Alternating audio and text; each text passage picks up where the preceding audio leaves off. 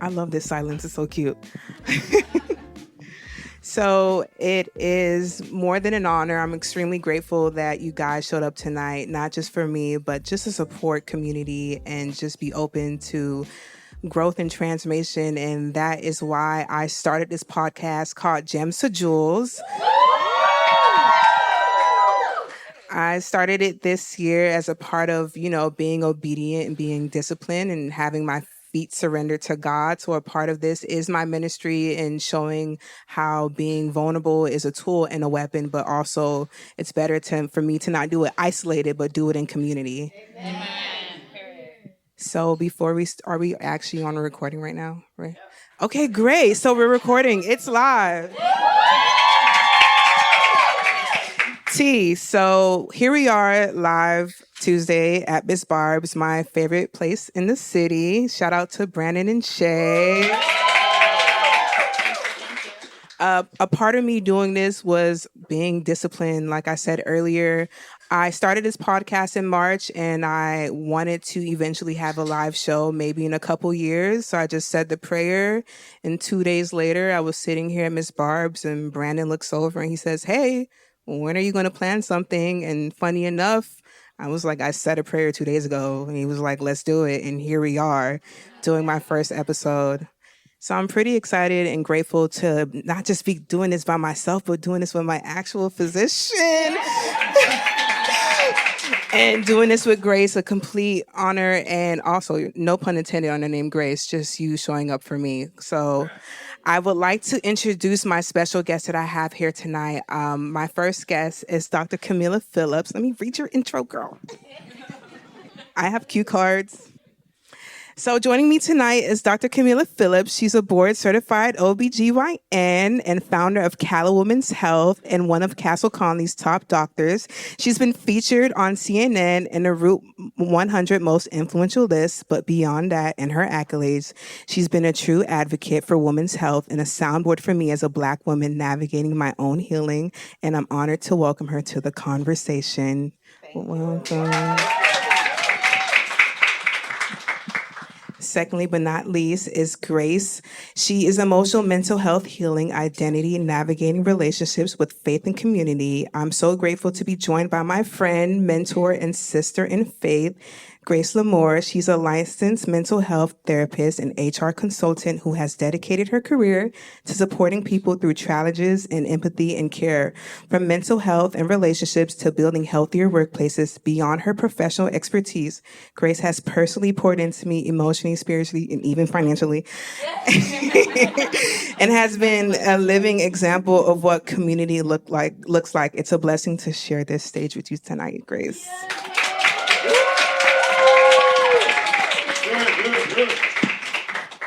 One thing I did forget to mention, but I do need you guys to know that my Dr. Kameelah Phillips does have a book called The Empowered Hysterectomy, and I will be using this as a reference tonight. So she is also an author, so make sure you check out her book. I have it around, but I also need your signature before you leave. Autograph, actually. So a part of me doing this is the underlying message of what this year has been for me, and the topic of it has been grace.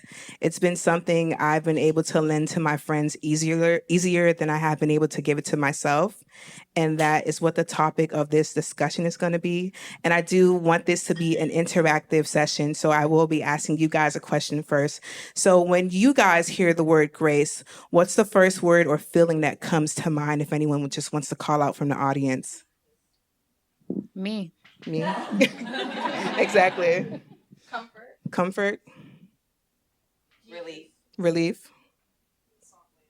Soft landing. Patience. Compassion. Understanding. Empathy. Forgiveness.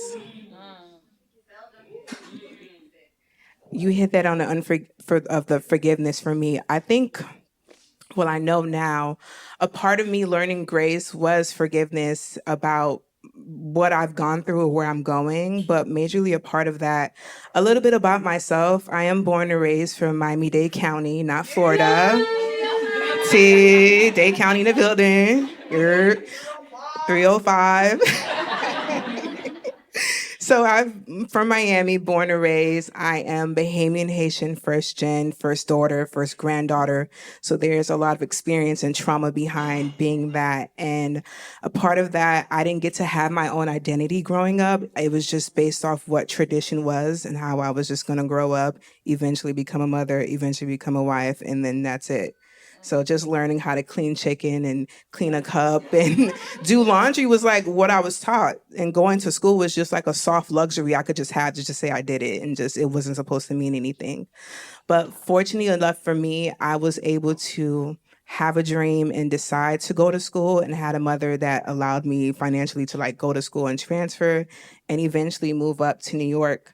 So by the time I got to New York, this year makes 7 years for me being here. Yeah. I realized that I never had the time to like take off what was on my plate as far as what I've gone through. So a little bit about myself and the health aspect is that obviously I'm thick and cute and overweight, but also that's been a battle for me growing up of being thick and just having to deal with people in my family telling me, girl, what's happening? So coming here, I just had the plate of being overweight, also being dark skinned, also being anemic, also having fibroids, also having PCOS. So it's just like a slew of things I just had on my plate that I never got to take off. And then I had to learn the pill of grace and then like forgiving myself for like having these different diagnoses and then not having any soundboards, and then eventually finding soundboards that could tell me like, no, it's okay. You can work through it. You can advocate for yourself. There are other avenues. So what you're having is not like my diagnosis was not my conclusion, you know? So a part of framing my first question to you, Dr. Phillips, is when top of this year, this is me being also super transparent, like what's going on in my body. Top of this year, I decided I was going to get an IUD. So I decided I was going to get an IUD. So I came into her office. We had the conversation. I found out what were my options, and then we decided to do it. So a part of me already knowing that I had PCOS, right before I decided to get the IUD done, we found out that I had fibroids. And so a part of that was just like, for me, it wasn't too much of a hard pill to swallow because I was just so used to suffering with things. It was just like, right, another asterisk on my resume for me to figure out. And so eventually leaving the office was pretty tough, but you know, I ran to my mom and I was like, girl, I have fibroids, like, what am I supposed to do? And she was like, oh yeah, like, that's so unfortunate, but I had it too. So a part of reading your book, which was so enlightening and also kind of like scary, was you talked about a patient named Teresa who found out that she had fibroids, but her prior physicians just told her, like, if you don't bother it, it won't bother you. So essentially, my mom told me, you know, when she had me, she had a hysterectomy done, but never told me why. So when I told her now that I had fibroids, she's like, actually, I got the hysterectomy done because I had fibroids when I had you. And so in the late 80s and early 90s, they basically told her, if you don't bother it, it won't bother you. So my mom left it alone. And by the time she got pregnant with me, she found out her fibroid was the size of a cantaloupe. So they just told her only option when she had me was just to have a hysterectomy, and that'll be the end of it. And so now, Dr. Kameelah, I would like to ask you, what advice would you give for Black women advocating for themselves in a healthcare system that often dismisses their pain? Okay. I think, unfortunately, we're in a healthcare system that it's not only dismissive of pain, it's dismissive of fibroids and PCOS and our reproductive issues in general. I feel really confident in saying that no one is checking for a Black woman's fertility. And so, unfortunately, and this is not the right answer, we have to put some work in to make sure that we are maintaining our health. So it's beyond pain. Yeah. It's the whole gamut of things. I encourage, first of all, for you to find a good doctor. A good doctor is not just someone you have access to. A good doctor is someone that you feel safe being vulnerable with, safe asking questions that like you might really feel are stupid, but you still have the courage to ask the question, and they make you feel proud and empowered and curious about knowing about your body. So it's not just about pain. I hope I'm answering your question. It's not just about pain, it's everything. And I wanted to piggyback on that a little bit because we often have such limited access to really good doctors to encourage people in advocacy when you walk into the doctor's office to have an agenda. Have an agenda. And I understand, we all know there's 15 minutes. That's a lot to get done in a limited amount of time. So you need to have things written down. You need to have an agenda.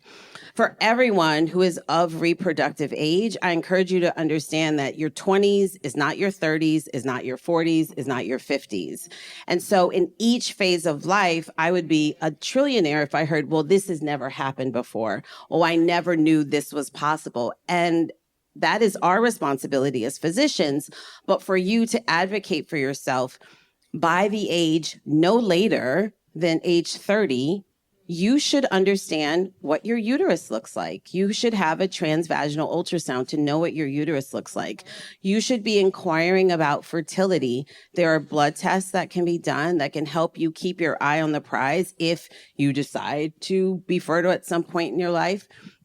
You need to know what your thyroid is doing. You need to know about anemia because it can completely influence how you move throughout the day. We should be keeping an eye on our weight, our bones. There are so many things. So I would encourage you no less than the age of 30 that you should be checking off these boxes as a self-advocate, having agenda when you go into the doctor's office. Because for me, it's like beyond pain. At this point, you could take a pain pill for pain, but like really the entire sphere of women's reproductive health is on the line. And it's up to us to check for ourselves. I totally agree. And I know sometimes for anyone in the crowd, it just feels like, oh my gosh, it's a lot of information. And now I'm kind of scared. It's more fear. It's kind of like you have to work through that fear. You have to actually show up for yourself and go to your appointment and not be afraid to ask questions because you're paying a copay. You are. And those premiums. It is not cheap to have that PPO.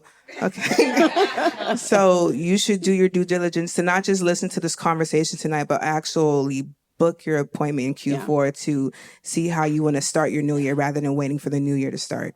Right.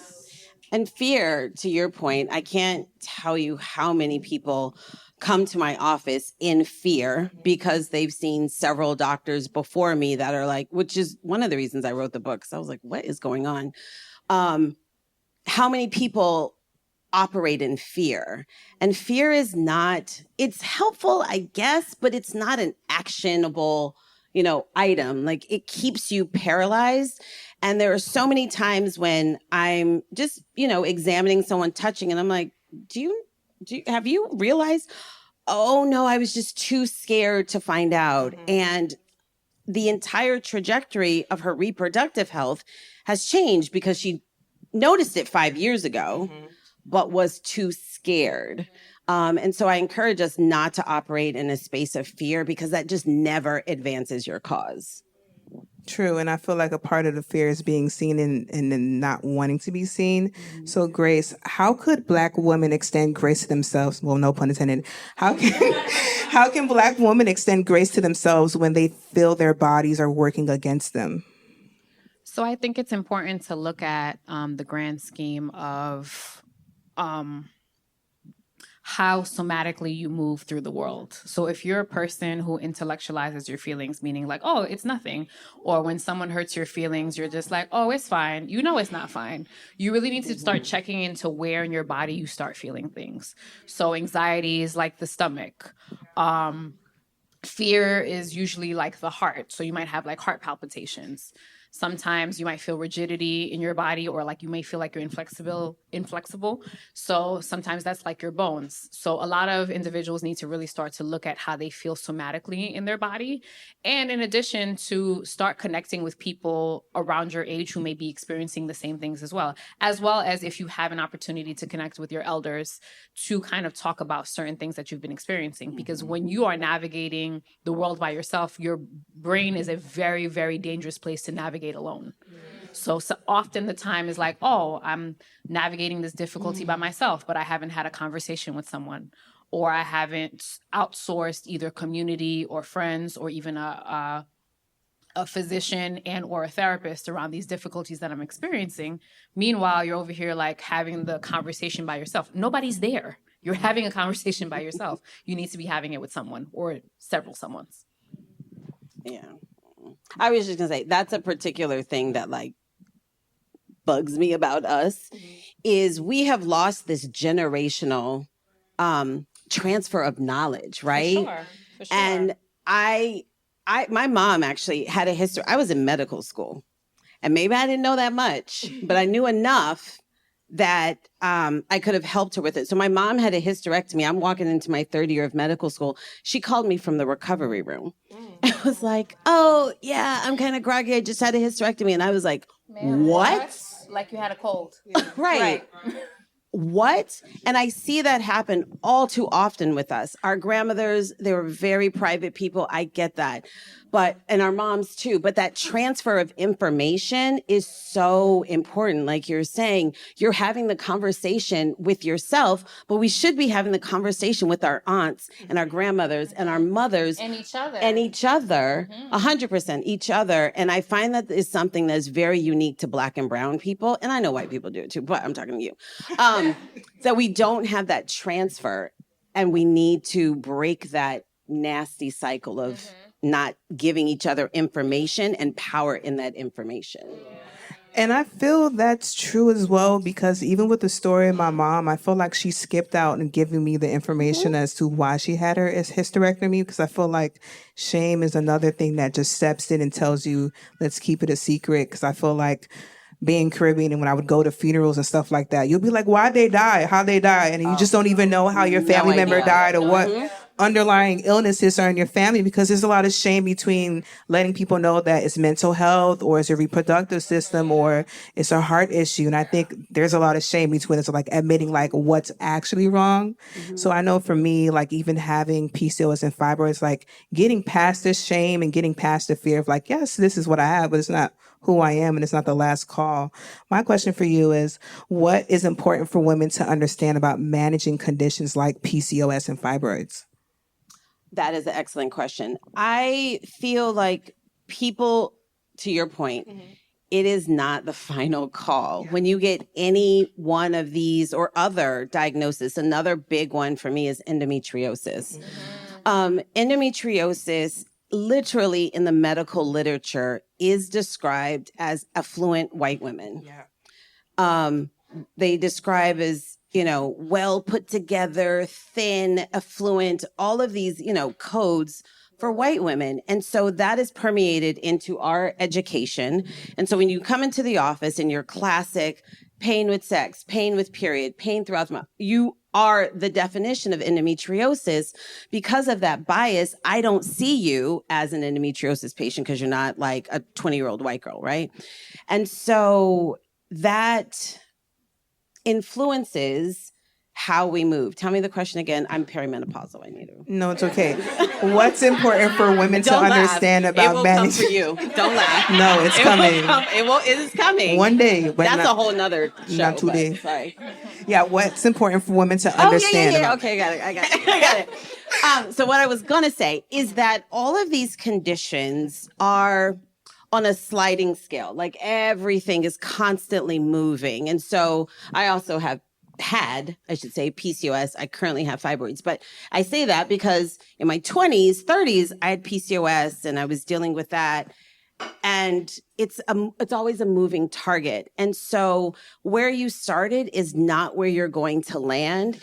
And so like an asthma, which doesn't have the same stigma, like a hypertension that doesn't have the same stigma, you constantly have to keep your foot on the pedal and move your condition forward, not ever let yourself like just push it to the side. Because I often see PCOS then develop into diabetes and hypertension and all of these things just because we didn't want to deal with it.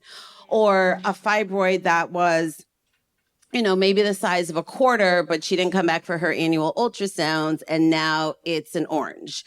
So always making sure that you are keeping your foot on the pedal, because these conditions are chronic, but very manageable as long as we prioritize our health. Speaking about things that we're carrying, because we're talking about the care right now, Grace, what does it mean to carry both physical and emotional weight?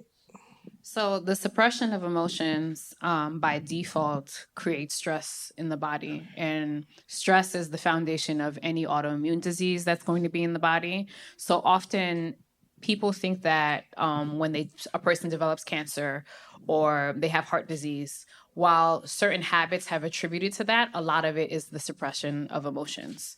So in looking at your physical and your emotional health, you need to be taking inventory of all the things around on a stress level. So that's relationships, that's your job, that's your familial interactions, that's whoever you are in relationship with. They all have a factor in how you are going through life. You're an individual, but you are different. You are a different person in different interactions. So like you may be in charge of this situation when you're at work, but you may be your parents' family manager. And in some ways, for some of our women who are eldest daughters, by default, you are the family manager for everyone, including extended family at times. Right. Yeah. Yeah.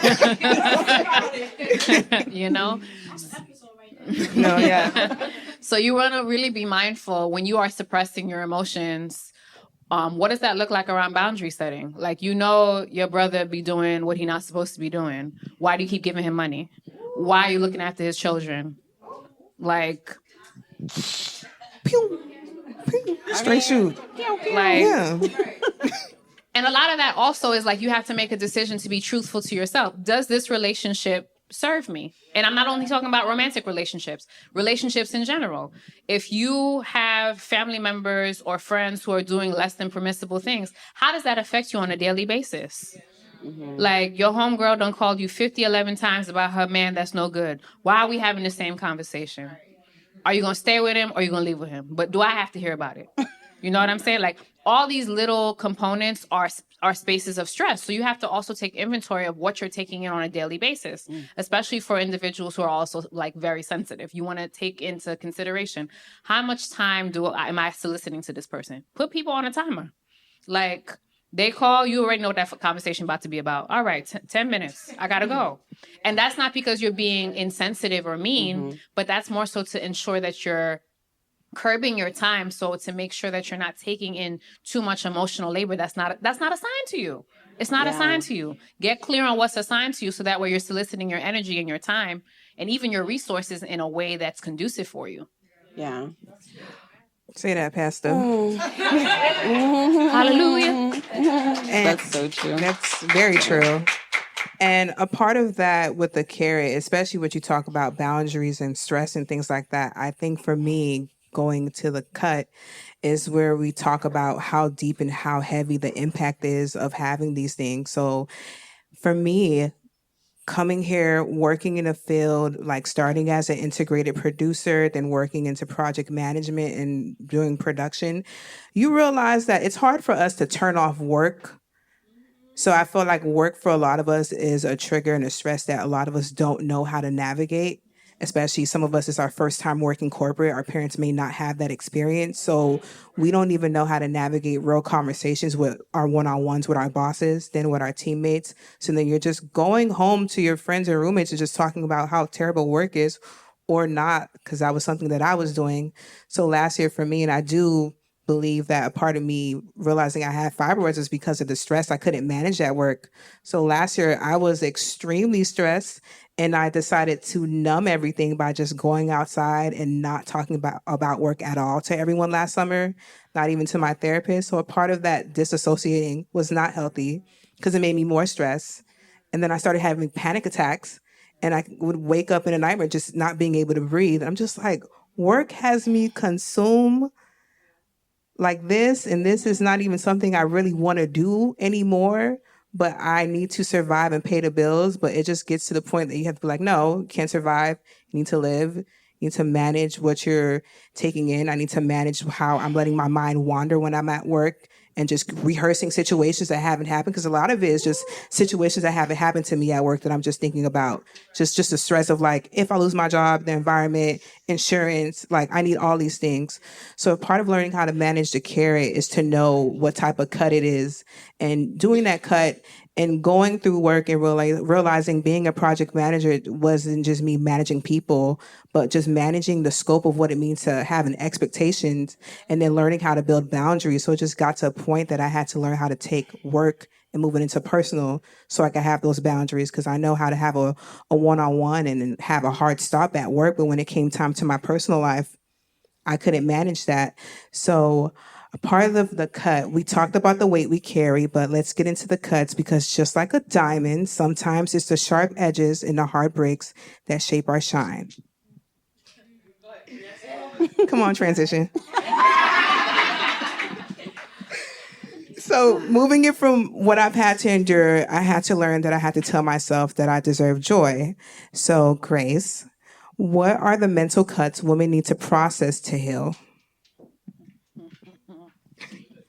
She's like... The mental process that people have to take to heal is acknowledging that you've been hurt. That's number one.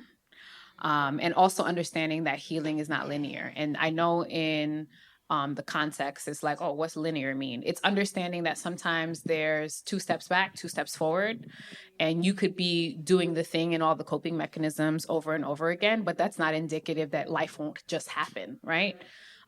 Sometimes you're going through the thing, you're doing your coping mechanisms, and you go into the gym and you're taking care of your body and you're eating right, and then out of nowhere, tragedy happens, whatever it's indicative of. And you have to make a decision that the tragedy is just a part of life. It's not the whole picture of life, right? So in the healing portion of it is understanding who you are at your core, irregardless of the things that are happening. What are the things that you do to take care of yourself solely for you? What are your opportunities for growth around community and being around people who are also healthy individuals? What relationships have we outgrown that do not serve our greater good?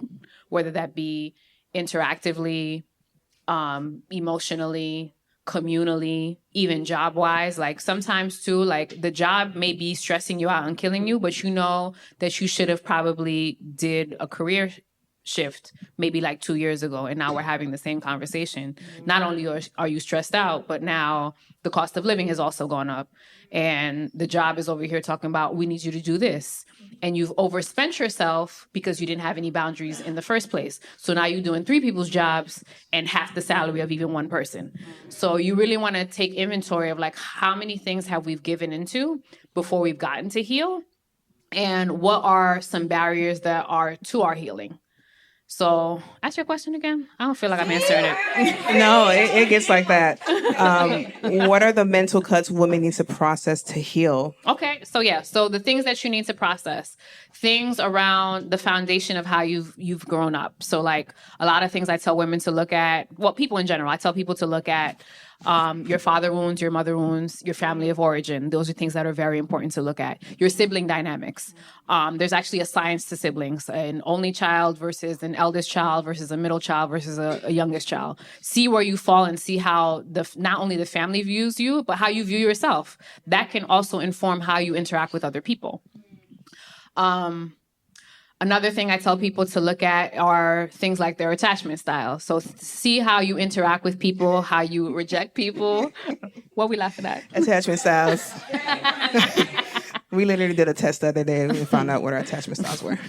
Yeah, so attachment styles. You want to see how you love and how you receive love, and how you're afraid of intimacy, how you're afraid of vulnerability, because those are barriers also that keep you from being in relationship and also keep you from being in community with people.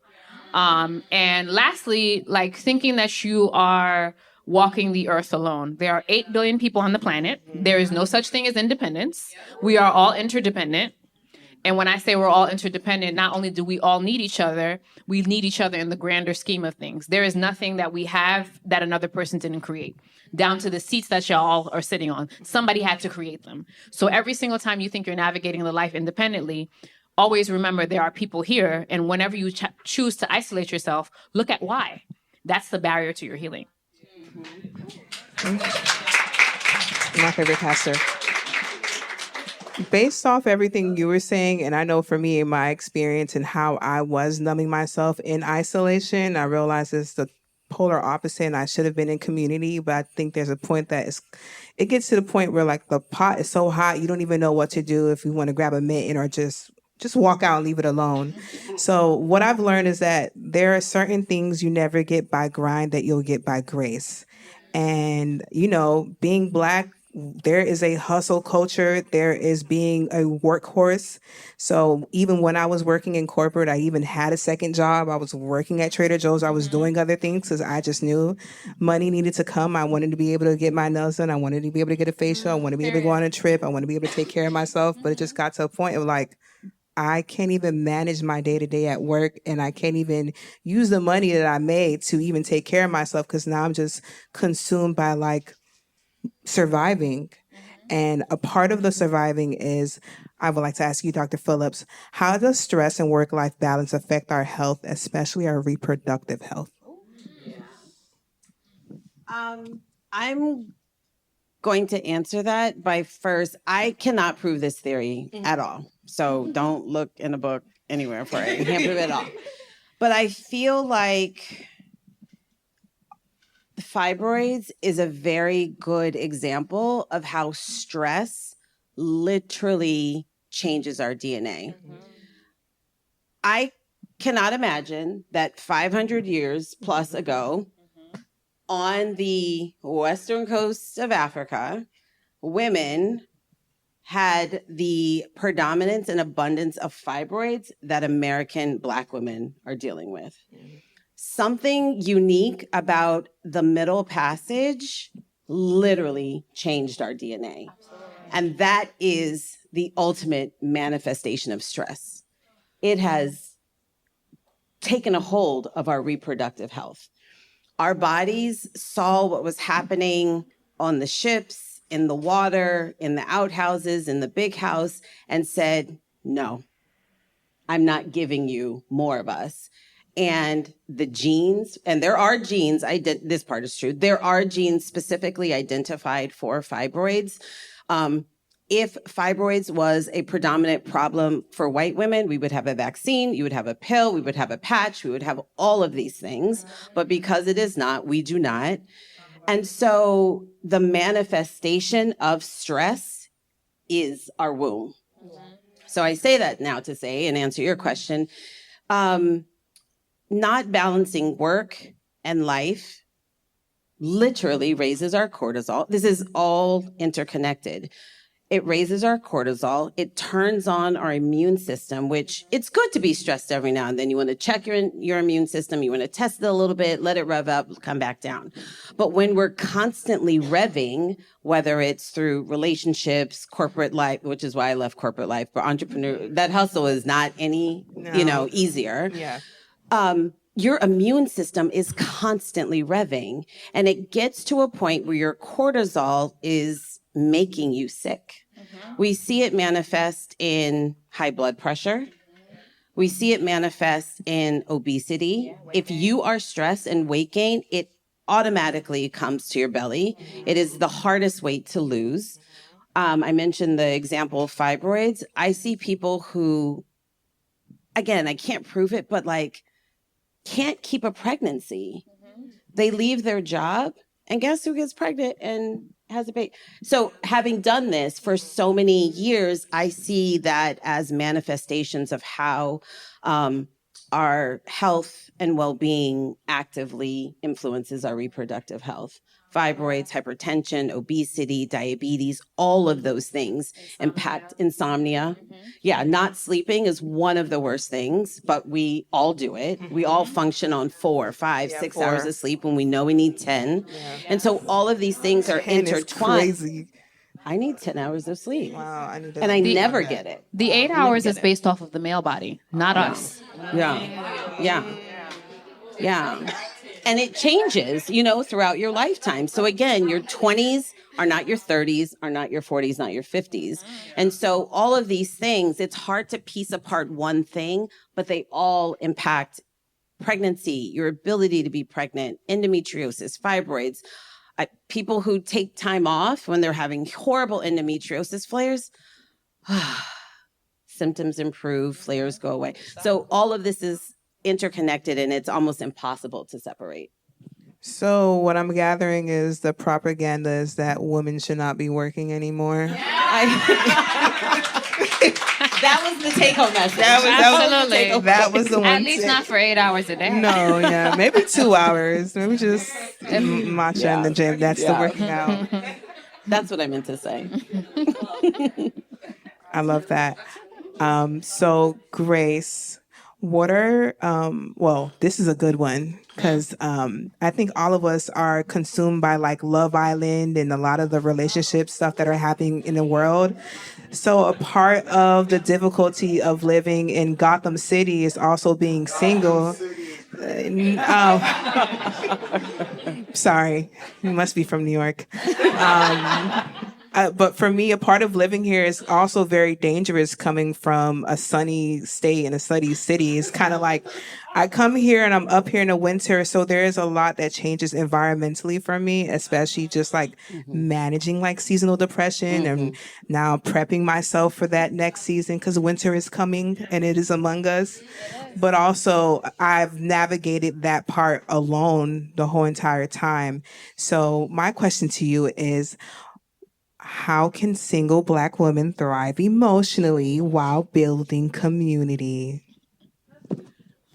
I think you just answered it. Building community, right? Yes. So, well, let me ask this. When you say, what's your perception of how single women have been navigating it versus how they should?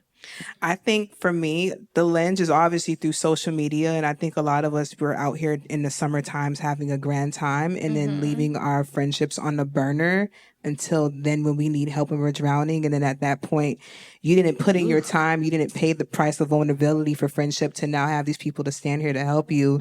And then you're just now alone rocking it out. And so I think there's emotional capacity where women don't know how to navigate having these intentional friendships probably later on when it's too late and then you're left with just probably your sister or your cousin or one friend. If that. I think there is a conversation that needs to be centered about what you've been taught about relationship versus what actually is relationship. So Western culture prioritizes romantic love versus all love, right? Yeah. And it's not to say that it's not something that you yearn for, want, or is not in the foreseeable future. However, what kind of friend you are is going to be essentially what kind of spouse you are anyway. So you're going to have to make a decision and stand on it. So just like you are talking about you want a beautiful man or a beautiful woman, whatever the case may be, whoever you love, right? You need to make a decision when your friend needs you. Are you ready to like run out the door for the hinge date? Or are you going to like make a decision on like what's the priority? So a part of nurturing relationships is also in some context dating your friends, spending time with them. Yeah. You know, make a decision to spend time with them.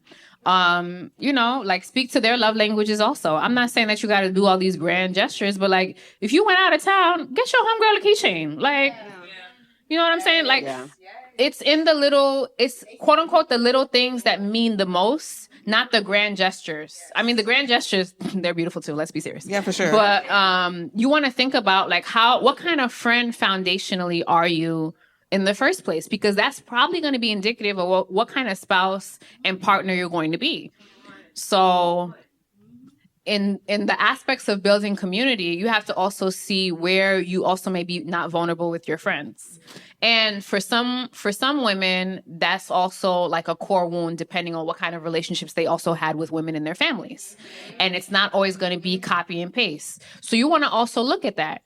Is the relationships with women that I have also a reflection of the difficulty that I've had with a mom or a grandma or an aunt or my own sister? Am I close to the people in my family, and does it mirror the relationships that I recreate in my life?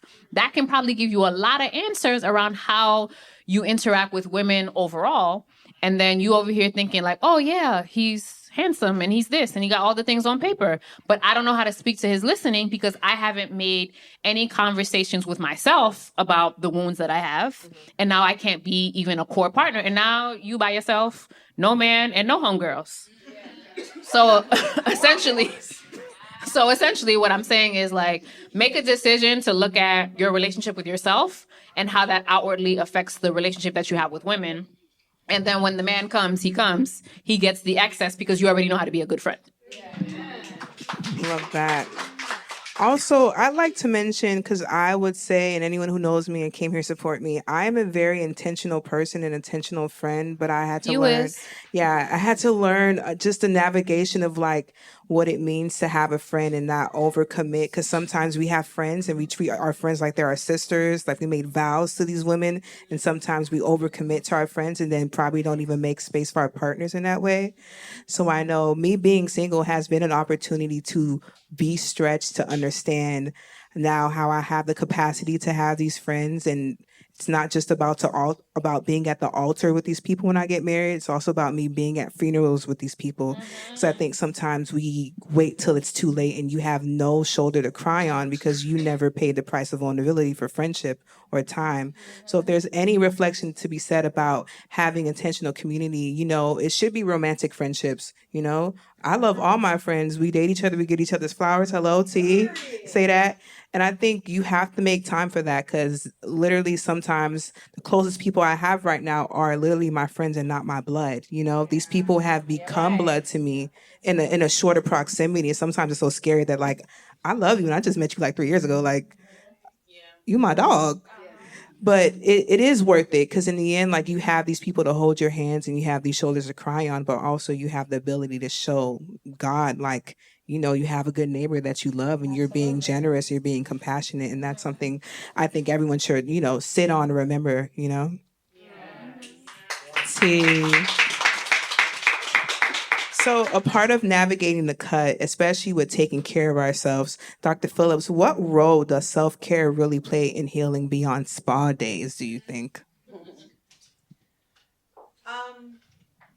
I would say, and I learned this growing up, I would say that as women, it is beyond spa days. I would say that as women, to your point about how we are really wearing all these hats and caring for everyone, I don't know how many times I have to remind patients. When I grew up in a matriarch. My grandparents raised me.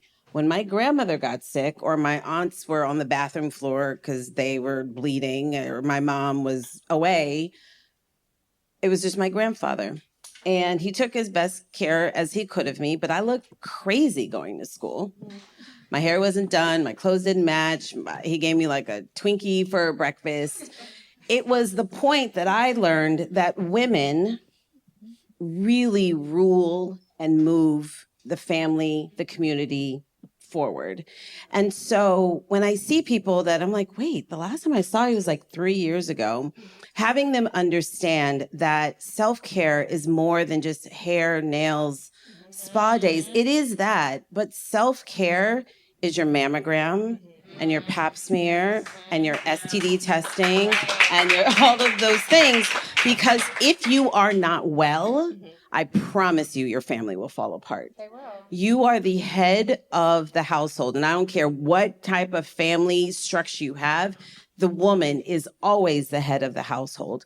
And if we do not prioritize our mental, our physical, our emotional health, it will permeate through our family and our relationships. And the thing that is most important to us, supposedly our family, will crumble. So I would say just really remembering that you do the best service for your family by prioritizing yourself. Absolutely. Yeah. Absolutely. And I love the depiction. And when you're about to catch your flight and they're doing the whole rule policy on how you need to put on your life vest first and your air. I think that's the way you should operate about taking care of yourself, especially self-care, especially emotionally and physically, because there's no way you can help your family if you're not helping yourself. Eventually, you need to build your foundation first before you go lend to someone else. There's no way you can be on shaky ground trying to help someone else when you're already drowning. Yeah. I was, that revelation also happened for me probably about 5 years ago? Yes. I just started my business. I opened my doors the day the mayor closed the city for COVID. And I was hot because I just saw my dreams crumble. But because I knew I was the head of the household and I had to prioritize practicing what I preach, I work out 5 days a week. During that transition, started working out 5 days a week. I explained to my kids, because, you know, we're 70s kids. We did everything anyway. I was like, you guys are old enough to come home, fix some dinner, whether it's cereal, whatever it is. Mommy's going to be at the gym. Some catches on fire, run out the house, then call me. But I am prioritizing myself. That is non-negotiable from here on out, because COVID was very, very hard for me and doctors in general. When I come home from work, I eat first. You're not going to get the best version of me if I am not fed and taken care of. And so in that, I'm hoping that I'm teaching my children that I have boundaries, that I am independent of them and actually am superior to them in this household dynamic. And so it's imperative that I take care of myself first so that I can then pour into them. And so I hope, I have 2 girls and a boy, I hope my girls will model that in their relationships, whether it's romantic, corporate, whatever, but they learned it from me. And I just say that to say, I literally do practice what I preach. My health does not surpass anyone else's in my house. Yeah.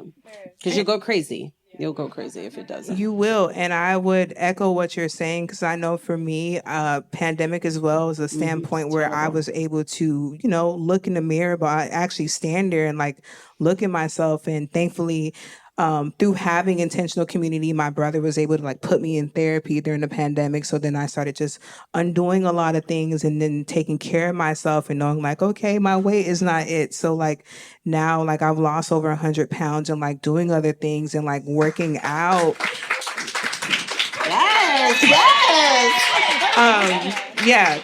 You know, managing that, but also building a healthy relationship with like food and things like that, and cooking more. Like, yes, I was taught how to cook for a man, but now I cook because like I actually like things. I'm just managing that. Like, yes, my body is a temple, but why am I not worshiping it when the things I'm putting in my body?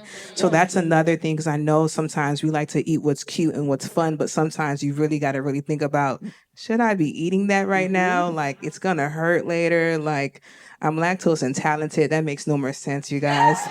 Like, just to like clean it up and get myself together. But a part of that cut is when you choose and you understand that you gain the clarity. And I think clarity is such a beautiful thing, because it's like it's a big transition. It's when the moon disappears and the sun comes out. And a part of that is like the white topaz. Tonight we shine with clarity, bright and open and real. And a part of the cut and clarity is that the cuts aren't easy, but once you let go of what doesn't serve you, that's when clarity comes in. And with clarity, you start to see who you are and who God always called you to be. So part of the topic is like faith, resilience. And I could say I have had a big transition and big momentum in my life just through me taking my faith more seriously and actually building intentional community. More than half the people in the crowd are people that I met this year just through the community of church. So I'm not here to say, oh, I'm here to preach, but I'm also just to let you know, like, the opportunity of being healthy does start with who you're talking to, who you're bringing your burdens to, and it does start with God. But a part of that I was able to navigate by building community and joining a small groups and realizing like the Bible, trying not to cry.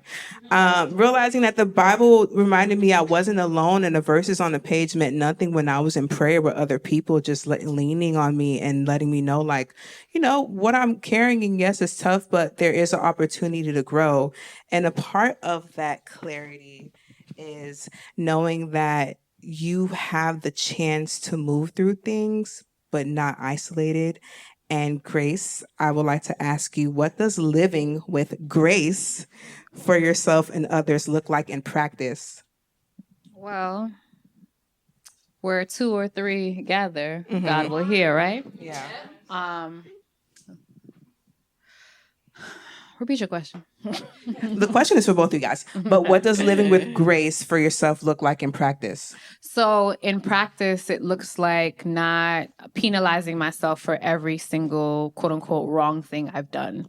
I know for myself, I had a period of time where I was always like ruminating on things, like ruminating on decisions, ruminating on relationships that had to come to a close, even if they were for my greater good, ruminating to feel like if I didn't do my due diligence for my family members or my parents, or I was disappointing people. So a lot of it was giving myself an opportunity to understand my humanness in its totality, not when it only served other people.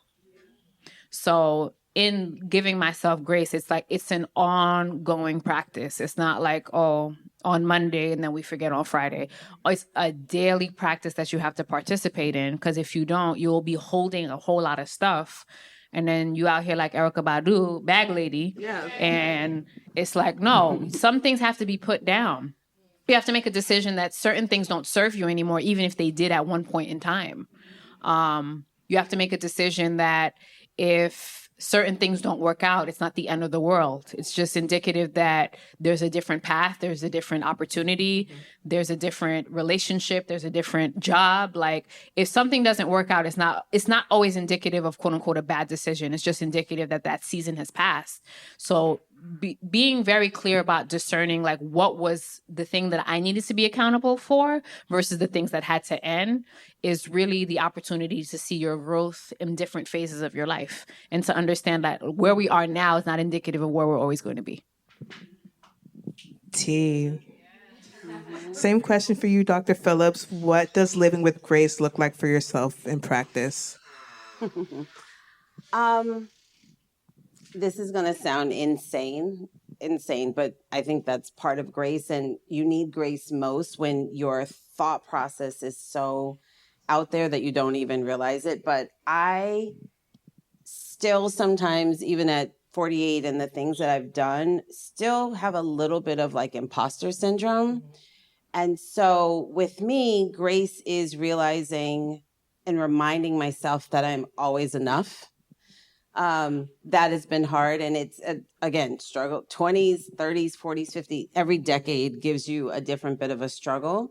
But can I also answer that from sort of a different perspective, like the medical perspective? Grace is, you mentioned this earlier, when you have a diagnosis of whatever it is, knowing that you did not do that thing, you are not being punished for whatever it is in your life that has caused that thing, is really a way that I try and have patience, have grace with themselves, because all the things that we've talked about, they're all long-term. It's all a journey, your reproductive health, etc.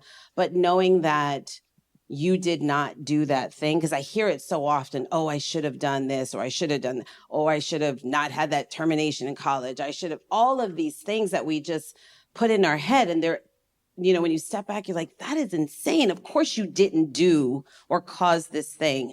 That is one way that I would ask you to have grace with yourself wherever you are in like your reproductive journey. I hear that I should have just married him. We should have just had those kids because I wouldn't be. No. You'd be miserable. You'd be more than miserable. You'd be miserable and broke and, you know, like all the things. But just in those situations, in that medical context, that's how I ask of patients to give themselves grace. And a part of grace for me was also, you know, through anything that you're carrying and what I was carrying, just having, you know, integrity about what I didn't do, how I didn't care for my body. And I think once you literally don't even talk to God, but you tell yourself like, all right, I'm so sorry that I let it go this long, that I was in vices, that I was doing certain things I shouldn't have been doing. And also, you know, not respecting the temple I had until I realized the worth. And it's never too late to, you know, turn it around. Grace, how can we frame health challenges a part of our purpose rather than a burden? Well, I think it's also your relationship to yourself around understanding your challenges as purpose versus burden. Because in the true essence of it, it's both. Yeah. It's very terrifying to be faced with certain medical challenges that you didn't foresee or that you let go on for quite some time. But I think the important thing around the purposeful portion of it is like making a decision that it ends now. My grandmother always says this thing where it's like, as long as we're alive, we always have a chance. So it's only the dead that don't have an opportunity. So when you realize that you have been contributing to not your greater good, but like to the worst parts of your life, you get an opportunity to make a decision like, no more. I'm going to pivot. It's not going to be easy, but it's a recommitment to yourself. And the recommitment comes on a daily basis. And what also helps in the space of being in community is also having people that you trust around keeping you accountable for doing those things for yourself.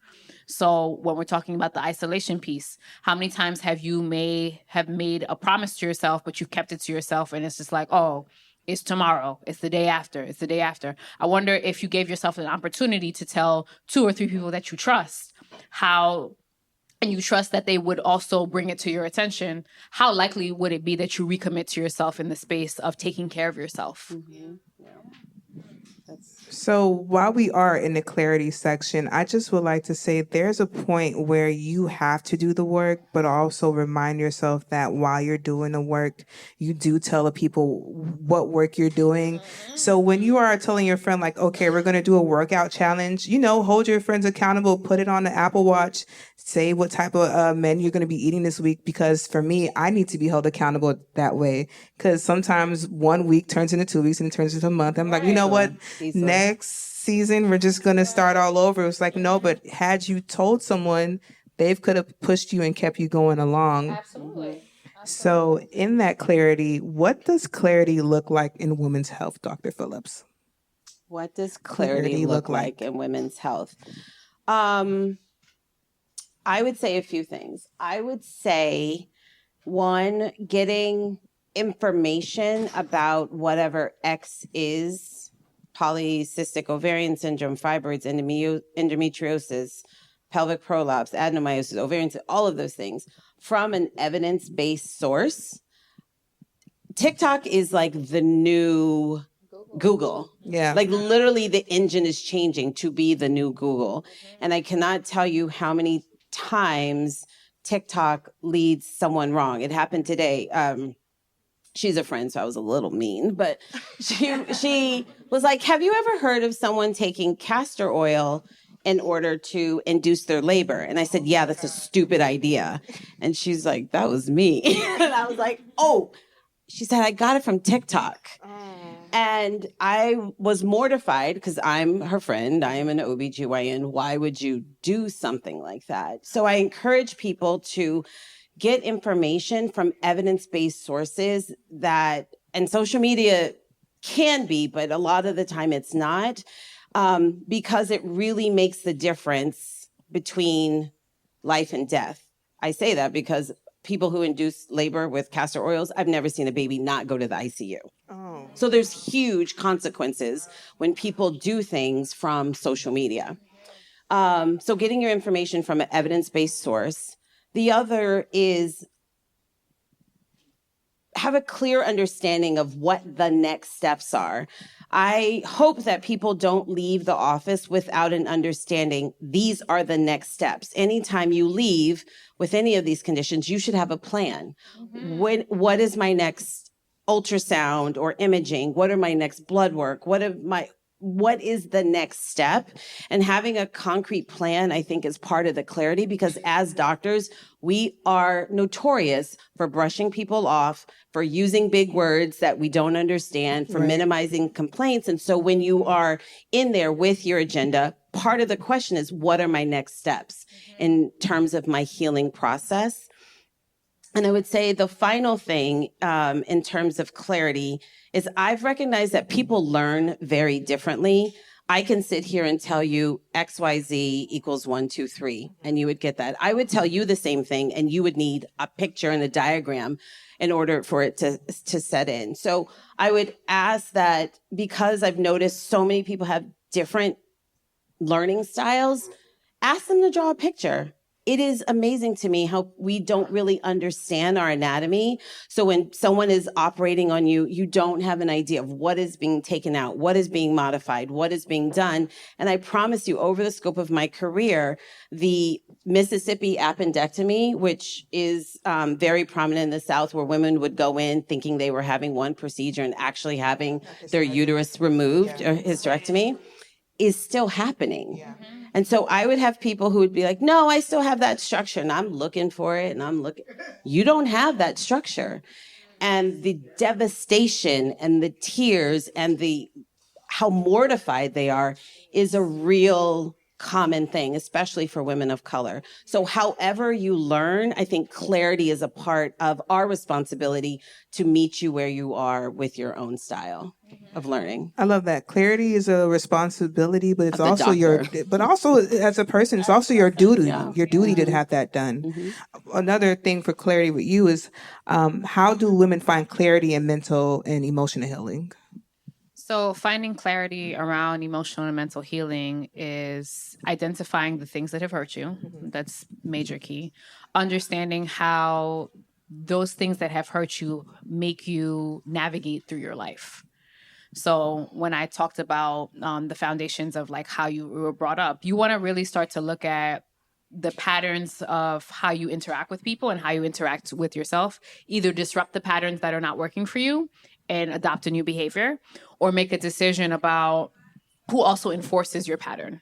So if you have certain individuals in your life, whether that be your siblings, your family, who enforce a pattern around your life, you want to make a decision like, am I going to participate in this dysfunction with you? Or am I going to make a decision to be like, no, thank you. Or I'll talk to you later. Or catch you on the next one. Because every single time you're not disrupting a pattern, you're participating in it. So in the space of finding clarity around your emotional and mental health, you also have to make a decision to actually see a provider at some point in time, because yes, you can have community and you can have the good food that you're eating and you can have church or wherever you go to worship, or, you know, be out in nature, go on the hikes, do the spa, all the things. However, if you're not necessarily navigating some of these difficulties with someone who's objective, sometimes it's that much harder to disrupt the patterns also, because a provider, a therapist can give you an opportunity to kind of unravel all the things. I always tell a lot of my patients that it's like having a whole bunch of necklaces that you put in a jewelry box that are like all jumbled together. My opportunity for you is to help you utilize each necklace for one thing. So like, you're not going to wear the diamond necklace to the bodega. You're not going to do that. So I have to make a decision to help you to navigate which one is which. So that way it's not just a jumble of stuff in your mind, essentially, that you think that you have to navigate by yourself time and time again. Thank you. So I do want to open this up to the audience. If you do want to have the opportunity for clarity, you get to ask a question. So if anyone wants to ask a question, you have the opportunity to do that right now. I'm sure there's questions. Yeah. You can't wear a diamond necklace to the bodega? Okay. I mean, I probably would. Right. Yeah. You have a question?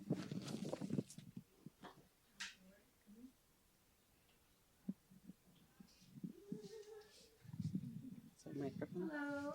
Hi. Hi, everyone. I got it. Okay. Let's go for it. Sure. Well, I was going to say I had a home birth and I had a midwife and she made me take the castor oil.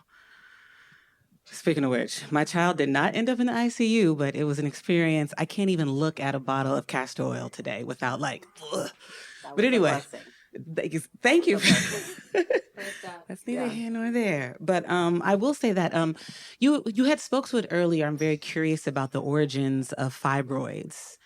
And kind of like, there's not really a lot of study. I hear a lot of things, whether it be like epigenetic trauma or hair relaxers, you know. And so what is it going to take to get like a solid answer on what is causing this, and then some sort of protocol about what Black women can do? Because I don't think I know any Black women that aren't struggling with it themselves or don't have anybody that's struggling with it. So, but there still seems to be a lot of mystery on what is causing it. So what do you think is causing it outside of like the historical trauma? Is it also environmental? And then what can we do now that the medical industry has basically ignored it? What can we do just as a community to kind of support each other in finding a solution to this? And what would you recommend that the solution is? Right. So the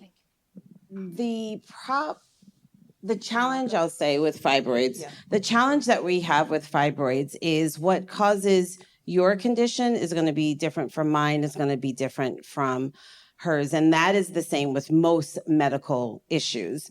There is absolutely a genetic component. There have been genes that have been identified, but like most things, they are environmentally influenced. So you can have a genetic predisposition, for example, to hypertension, but if you don't work out, you don't have the greatest diet, it's going to get worse. And similar with fibroids, there is a component of hormones. And I know people are like, oh, hormones. We use hormones to modify and impact the effect of fibroids, but we also know that hormones and early exposure can make them worse. We know that there is association from the things that we put in our body. In particular, you mentioned perms, but it's not just that. It's our diet. It's meat. So for me, it might be meat. For you, it might be dairy. So for any one individual, we don't have a clear-cut path as to how to do that. And my recommendation to patients, if you know that you have fibroids, I would have a conversation about the role of hormones for you and your individual situation. I think everyone also needs to be on vitamin D supplementation. There are very loose studies, but data there to support that when women have adequate vitamin D supplementation, their rate of fibroids is actually decreased versus other women. The Black Nurses Health Study showed us that when women have higher variations and increase in dairy, which a lot of us don't particularly consume, they have actually lower rates of fibroids. So again, it really depends on the individual. I encourage a plant-based diet. I really do. I think our food source, unfortunately, is so unbelievably compromised, as well as medicine in general. We are reactionary as opposed to preventative. But a plant-based diet, maintaining weight is super important because we know that especially belly weight contributes to our estrogen overload, and maintenance. I shouldn't say maintenance. That's not the right word. Surveillance of your condition so that you can change your strategy as needed. We know that pregnancy is protective. There are things, because you get a break from, just like with breast cancer, for example, pregnancy is preventative. It really is going to depend on the individual. And we don't have studies because it's not a white people problem. The amount that is spent on, and it's even less now given our current administration, is like cents on the dollar. So I don't know that we're going to immediately have a answer, which is why it's incumbent on us to know what our status is, to maintain an even weight, to be plant-based. I can't express how important our diet is. And then decide for you as an individual if dairy, meat, processed foods, etc., are the right composition of foods for your body. I hope that answered your question. I don't think we ever define what fibroids are. Is. Yeah, I should do that. So fibroids, I dislike this word tumor, but your uterus is made up of a whole bunch of muscle cells, and fibroids are when one of those cells decides to go rogue and escape its reproductive cycle. So instead of just maintaining its normal little muscle cell, it starts to grow and grow and grow. And they can be balls of tissue that are the size of like a pea. I took out fibroids 2 days ago. Cantaloupe, watermelon, they really can be overwhelming for someone's body, but even that is dependent on the individual and the different inputs in her body. I can see someone who has a fibroid and it's the size of a pea and it remains the size of a pea. I can see the next woman who has a fibroid the size of a pea, and when she comes back next year, it's a lemon. So fibroids also have their own potential, but that's what a fibroid is. It's a tumor of the muscle. They are almost overwhelmingly always benign, non-cancerous, but we know they have impact: bleeding, pelvic pain, fertility issues, heavy bleeding, I think is the biggest one for women of color. They can distort your lower abdomen. You know, sometimes people come in like, someone told me I was pregnant. Maybe we should research this thing. And often it's fibroids. I believe I read in your book, it says 1 in 4 women by the age of 25 would have fibroids. And by the time that they're 50, it'd be 80%. 80%. So when I say it is a pandemic throughout our community, it really is. And so when people come in and they're not even thinking about it, I'm like, okay, let's start your annual ultrasounds, because as I stated, no one is checking for the reproductive health of Black and brown women. So in the next year, a lot of us will be getting ultrasounds just to do preventative work. Yeah. As scary as it may feel, may seem, I think it's necessary that, you know, Q4 is really time to look internally, and it starts with your uterus. And don't let your doctor say there's no reason for an ultrasound or like your insurance is going to pay for it. That's not true. I lie all the time. Pelvic pain, heavy bleeding, you can ovarian cysts, you can call it whatever you want to call it. Your insurance will cover it, and it can be done. Please don't let them deny you that. Does anyone else have a question? Janae. And then LaShanya after. Oh, wow. Hi, my name is Janae. My question is more so tied to, I think, I'd love to hear the medical perspective and the mental health perspective of anxiety tied to gut health, and just like tips for preventing it on like a practical scale when it comes to diet, some of the like stronger implications, because that's something that I've struggled with. And I think as I've gotten older, realizing that linkage and like how much that really affects you, whether it's your sleep, and then which can also, if you don't sleep right, you could get sick, and all the kind of like factors that come out of that. Just the importance of gut health, tips for maintaining it, like simple diet tips, anything like that would just be appreciated, and just like any education around it. I think one of the really amazing things, sometimes I think I wish I'd gone back and become a gastroenterologist, is because we are learning that so much of our immune system is actually in your gut. It is phenomenal, the amount of research that's coming out about the gut, and also how little we know about the microbiome of the gut, and then how signals bacteria put out then go to influence your immune system. And so to your point about how all of this ties into it, if you're anxious, if you're stressed, your cortisol goes up. If you're busy, not sleeping, you don't eat as well, all of that gets transmitted through diet and exercise in our gut. And these signals then that your body puts out, literally the bacteria put out, feedback to compromise your immune system. Again, I always go back to a plant-based diet. I encourage people to have at least 30 fruits and vegetables every week. And I know that sounds like a lot, but it actually isn't. It's very doable. I think it's a luxury for many of us to eat clean and organic. I completely recognize that. But if it's within your purview to do so, I would encourage you to do so. The data for probiotics is very mixed. Not all probiotics are the same. You see something with a pink label and they say women's health or vaginal health or whatever. But when you look at the scope of bacteria, one has nothing to do with the pink box. And so that kind of marketing is very misleading. But the whole role of probiotics is still, and prebiotics, I should say, is very exploratory and bustling.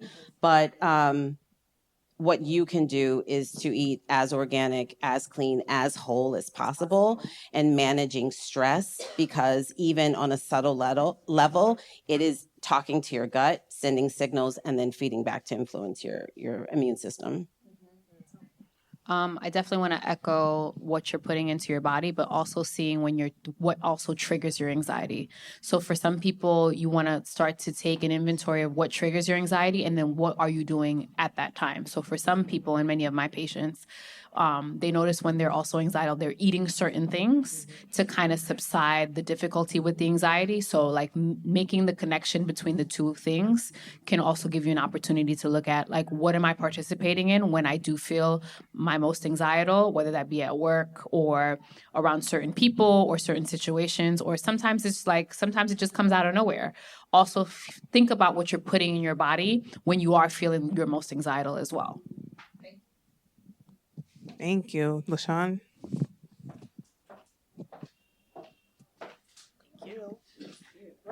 Hi. So, you hit a lot of points in regards to what you think is the best option to dealing with fibroids. Just a little backstory. I did 2 UFE procedures because of fibroids, and now it's kind of forced me. I feel like I'm still dealing with a lot of symptoms, and it's forcing me now to kind of like do it more natural way, more focus on figuring out what my body actually needs. But would you ever recommend any of these procedures to any of your patients, or, is this you're going more the natural route? I believe we should be multitasking everything. I don't prioritize what people consider holistic, and that term in and of itself means different things to different people. But I don't think that there's any reason that we prioritize a holistic approach versus a medical approach, medical being like Western medicine versus I don't think that we have to do those in isolation. What she's talking about, a UFE, is uterine fibroid embolization. It's a procedure OBGYNs do not do, radiologists do it. And so you'll see conflicting data for reproductive women as to the benefit of that. But basically, it's a very simple procedure where we stop the blood flow to the uterus. And essentially, I didn't mention this, but also blood flow is something that feeds fibroids. Mm-hmm. So when we cut off the blood flow to the uterus, fibroids theoretically should reduce. That doesn't always happen, depending on the candidate that you are. I usually recommend uterine fibroid embolization for people who have already completed their fertility. OBGYNs will tell you our data suggests that you can have a smaller baby, that you have increased risk of preterm labor. The radiology data will say, hey, nothing's wrong. It's also their procedure. So I think there's some bias and capitalism going in there because they don't deal with the small babies and the reproductive issues. But it's a procedure that's publicized everywhere, heavily in Brooklyn. I see it always on the Brooklyn chains because that's where all the Black women are coming in. But I would talk to an OBGYN before doing the procedure about whether it would be the right procedure for you. Did that answer your question? Okay. We have time for one more question. Does anyone have a question? Come up.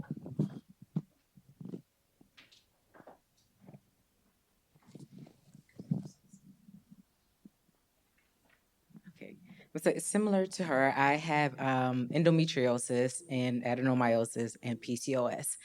And within the span of 2 years, I've had 2 laparoscopies. And then the second one, which was in March, they found I had fibroids. The last time they wasn't there. And so I know we talked about self-care and holistically, but when you're someone who is constantly in chronic pain, and then that then influences your mental health. And so I've also had to then start taking like mental health medicine. And so it's become a constant cycle of like self-medicating, but that's for my way to survive. And then thinking about, I have to have a job because I have to work. But to your point earlier, when I had my surgery, that was the best that I've ever felt because I was off work. I wasn't working. I was stressed. But when it's a constant cycle, like from both angles, from a health perspective, from mental health perspective, how do you manage it? Because for me, like my next step with the doctor wanted to prescribe me with a drug that would essentially put me in perimenopause. And I'm in my 30s and I'm not there yet. So it's a constant cycle of you are trying to manage it holistically, but sometimes it's hard. You need medication on both ends to help mitigate all the issues that are going on. So holistically, how do you kind of manage all of that, or recommendations on it?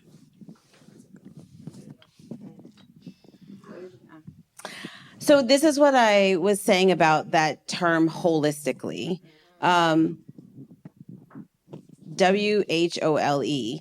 Is there I'm just asking, is there a problem with using mental health meds to help you with this issue? I would say there's not.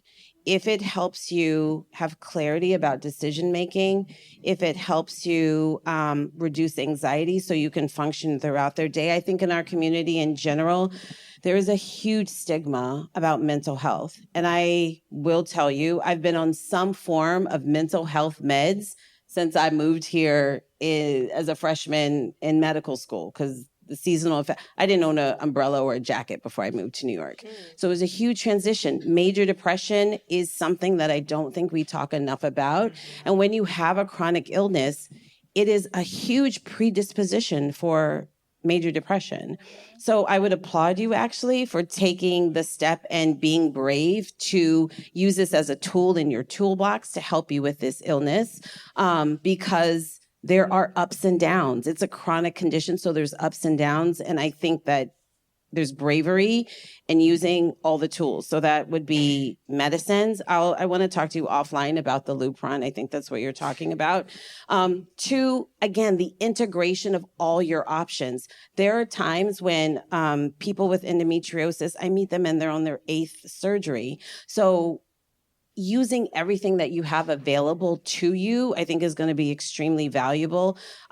Because if you, for example, had hypertension, you wouldn't just use one med. You would use all the range of what's available to you. And I would think about it in that sense. Do people know what endometriosis is? Am I not? Huh? Okay, just really quick. You have your uterus. I think about it, I describe it in the book as a papaya. So you have your uterus, there's the outer skin, there's the orangey flesh, and inside there's seeds, right? Endometriosis is when those seeds go rogue. They travel to your ovary, they travel to your lung, they travel to your intestine, they travel to your bladder. It makes peeing, pooping, sex, sometimes even breathing difficult. Adenomyosis, which you mentioned, is when those seeds travel locally just in the muscle of the uterus. These are all chronic pain issues. And so, again, using the tools in your toolbox, especially the psych meds, I think is brilliant for you because, as you mentioned, the time that you feel best is when you're off work after surgery. I want to talk to you after because I think there may be a role to using the medicines that you mentioned that put you in menopause. I think a better understanding of that or communication with your doctor might put you at peace for the lack of pain that I'm almost guaranteeing you will experience can actually elevate your life. And this is why I'm saying it's important to have a doctor that's really communicating with you and not leading with, hey, I want you to take this medicine that's going to put you in menopause. That's actually not what it's going to do. So when we're done, let's talk about that a little bit more. Yeah. As far as mental health, if you feel comfortable, we can also talk offline about the things, about the things that you may be taking. And if you have a psychiatrist, like what are the things that you've discussed around what medications may be for certain things that have you feeling good, but they may have other side effects. So we can definitely talk offline. Yeah. Okay. And I wish we would talk about mental health. I wish we really would because we suffer so unnecessarily with this stigma of mental health.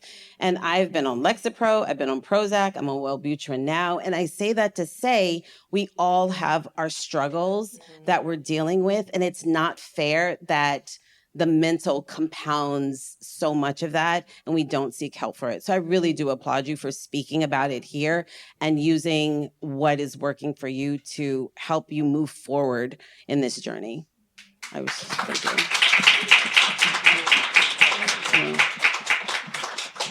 So that wraps up the audience question portion. I just want to close this out and say this was the main reason I wanted to do this podcast and do this live episode because I've had the opportunity to do a lot of work on myself internally, not alone, but with professionals who really are ministers of what it means to be Black and just try to be healthy. And even when you're not healthy, it's okay. And you can stick around and ask questions to Dr. Kameelah, Grace, Dr. Phillips and Grace, or even me, just to fill out what you're carrying, because the burden you're carrying, you shouldn't be doing it alone. I know it may have been too intimate for you to ask a question out loud, which is perfectly fine, but you have the opportunity to even speak to someone next to you, and you guys may be carrying the same thing, or they may have a gem or a jewel to offer you.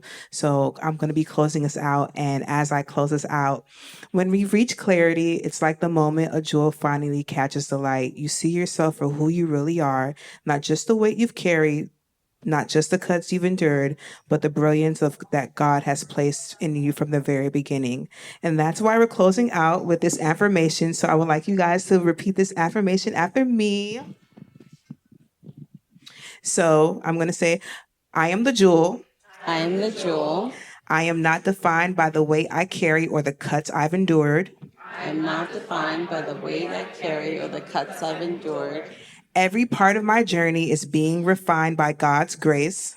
Every part of my journey is being refined by God's grace. I shine with clarity, purpose, and strength. I shine with clarity, purpose, and strength. I am still becoming, and that is enough. I am still becoming, and that is enough. I am the jewel. I am the jewel. And as we declare that we are the jewels, I reminded of 1 Peter 2:9, but you are a chosen people, a royal priesthood, a holy nation, God's special possession, that you may declare the praises of him who've called you out your darkness and into the wonderful light. We are God's possessions, his jewels, his chosen ones, cut, refined, and called to shine in his light. Amen.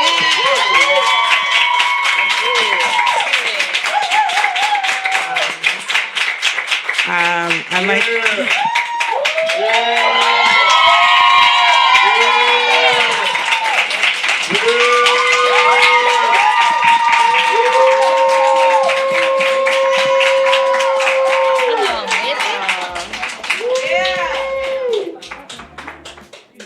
Yeah, I did it. We did it, Joe.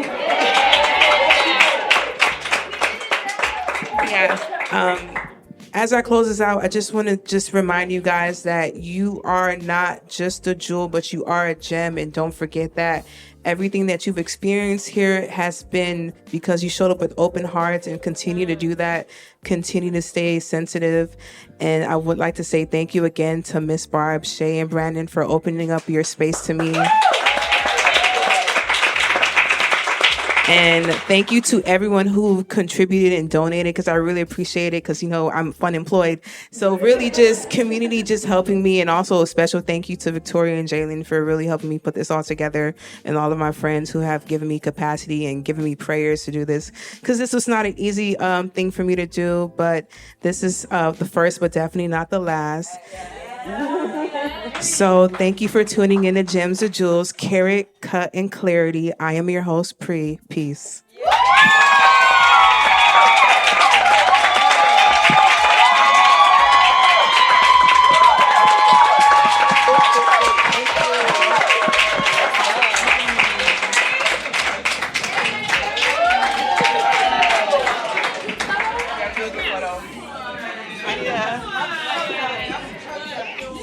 I don't know how to turn that off.